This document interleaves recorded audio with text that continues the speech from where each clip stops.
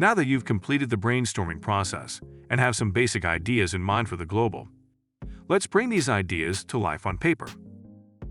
The best way of putting your ideas out of your mind is by sketching them on paper. Pen and paper provides the most flexible and fastest way of getting your ideas out of your brain. By sketching your ideas, you need to make sure of a few things. First, always use a dot matrix notebook, just like this one for drawing, as it has these squared or drips that help you make the shapes in a uniform and clean manner. You can find these notebooks on stationery or on Amazon. Now, since you've already done brainstorming and research, you might already have some ideas in mind. So take your time and think about those ideas before sketching them. This will give you a good mindset for the sketches.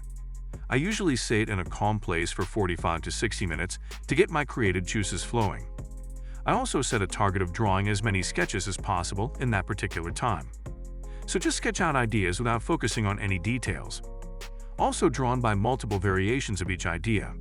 This will take your mind to new places, and you can explore them later on. Your main purpose is to get everything out of your mind as quickly as possible, and not worry about the small details. Also, if you look at these concepts I sketched, you'll notice that I have added some words to describe them. I do this because it lets me know my thought process while I was sketching that idea. As you can see, these sketches are just freehand, and of the main advantage is that pen and paper have no boundaries. Which you may face while using digital tools, you can express yourself easily and be quick with this process. So I've sketched a couple of ideas for the Squint logo. As you can see, these relate to maps, videos, and communication in general. Now, not all ideas which sketch will be good, and that's fine.